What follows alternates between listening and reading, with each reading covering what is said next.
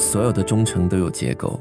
你以为维系一段关系的是情谊，是恩德，是日久天长里生出的默契，但如果仔细拆开它，去看那个人留在你身边的真正原因，多半不是你给了他什么，而是他在别处得不到更多。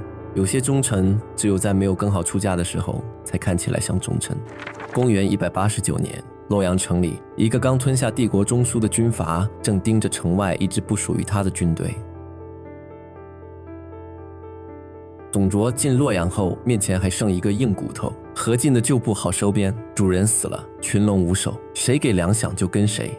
但丁原不同，丁原活着，并州兵就不是散兵。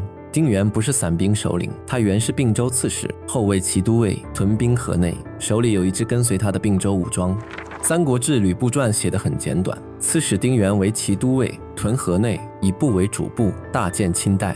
他的部队屯在河内一带，离洛阳不远，是董卓进京后必须处理的一支外部武装力量。何进召外部兵力入京施压，丁原也是这场外兵入局的一部分。换句话说，丁原和董卓都属于这场权力危机中被卷入京畿的外部军事力量，区别在于董卓抢先一步拿到了天子，而丁原慢了半拍，这半拍决定一切。天子在手就有合法性外衣，丁原手里只有兵，兵对兵，西凉骑兵未必怕并州人，但董卓不想打，打赢伤元气，打输更不必说。他需要一条成本更低的路，他看见了吕布。演义写这场收买笔墨极浓，董卓大喜，便令李肃积了好马并黄金、珠宝、玉带来见吕布。李肃是吕布同乡，充当中间人，部见赤兔马，大喜。李肃随后开口，丁原不过一区区小吏，何足依靠？以将军之才，何不归附董公？吕布杀丁原，提首级来见，董卓大喜，封部为骑都尉，两人结为父子。叙事框架极其清晰，吕布见利忘义，被主求荣，赤兔马是诱饵，黄金珠宝是价码，一个人为了身外之物杀了义父。正史的记载冷淡得多，《三国志·吕布传》卓以部见信于原，右部令杀原，部斩元首一卓，卓以部为骑都尉。没有赤兔马，没有珠宝玉带，没有李肃做说客的长篇对话，这件事在正史里极短。董卓看中吕布被丁原信任，又知吕布杀了。赤兔马是罗贯中家的，这匹马不是在记录事实，是在定性。他把吕布的行为锚定在贪财好物的道德判词上。有了这匹马，观众不需要思考结构性问题，只需要鄙视一个人的品格。一个叙事工程上的小零件，焊死了2000年的解读方向。义父子，演义中吕布一生的标签，先认丁原为义父，杀之；再认董卓为义父，又杀之。三姓家奴从张飞嘴里骂出来，一骂近2000年。但义父子到底是什么？演义把它写成道德契约，你认了义父，就背上忠诚的债，背叛就是大逆不道。这是用儒家宗法伦理的框架去解释一种军事体系里的人身依附关系。汉末真实的军事结构里，义父子更接近一种雇佣关系的升级包装。东汉末年的武装力量主要依靠私兵部曲，将领用个人资源招募供养士兵，士兵效忠将领而非朝廷。在这套体系里，将领与核心武将之间需要一种比普通上下级更紧的纽带，义父子就是纽带的最高形式，用你血缘关系来强化人身依附，使核心将领的忠诚度高于普通部属。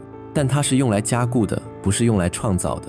忠诚的底层始终是利益交换，将领提供官职、财富、上升通道，武将提供刀和命。义父子这个名号是锁住已有的利益关系，使它看起来像血缘一样不可撕裂。锁有用，但锁不改变力学。当外力大到足以掰断锁扣，锁就是一块废铁。丁原能给吕布什么？主簿不是普通小吏，而是贴近主帅、掌文书机要的亲信位置。它说明丁原信任吕布，但他的上升空间有限。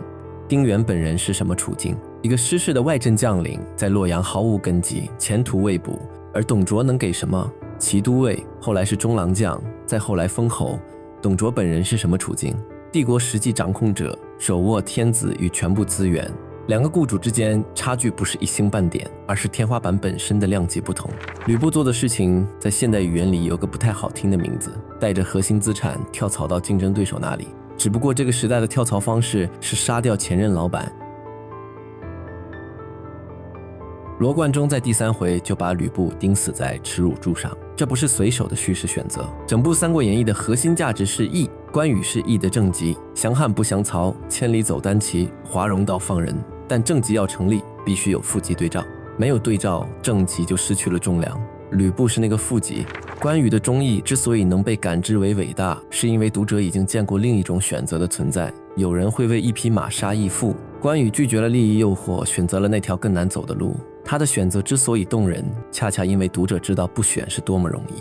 如果所有人都忠诚，忠诚就不稀缺，不稀缺就不动人。所以吕布的背叛必须在最早的章节出现，必须写得极端。赤兔马一送就叛，没有犹豫，没有挣扎，没有内心戏。罗贯中不给他一句像样的自我辩解，因为一旦你开始描写犹豫，观众就会理解，理解就会同情，副极的纯度就被稀释了。这是一个叙事工程上的判断，吕布必须简单，必须彻底，必须让人从出场就记住此人不可信。后面100多回里，每一次提起他，读者脑子里第一个反应永远是那匹马和那颗人头。标本做好了，义的2尺就立住了。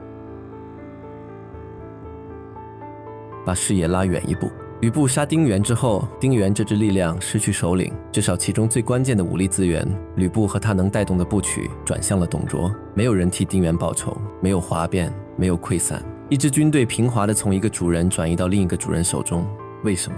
因为并州兵效忠的对象从来不是丁原这个人的德行或恩情，他们效忠的是一个分配系统，谁能养我，谁能给我立功的机会，谁能让我的刀有用武之地。丁原是这个系统的节点，现在节点换成了董卓。对士兵而言，管道换了，水照样流。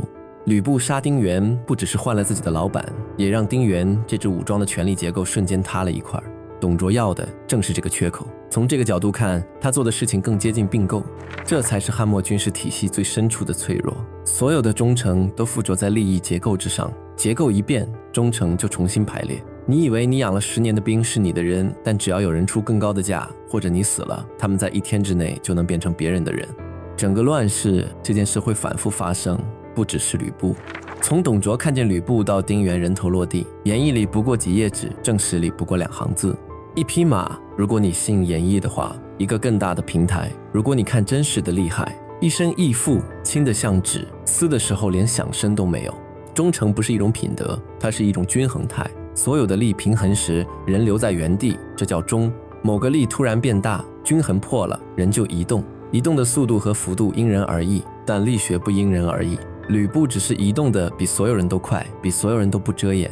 后面30年，这种移动会以100种面目反复上演。有人换了一套说辞，有人多犹豫了3天，有人动刀之前先哭了一场，结果没有区别。并州兵归入董卓麾下，洛阳再无第2支可以制衡他的军事力量。他开始加速，废地、迁都、焚城，每一步都在把自己推向所有人的对立面。而关东诸侯的联军正以讨贼之名集结，那面旗帜上写的是正义，旗帜背后站着的是各怀算盘的野心。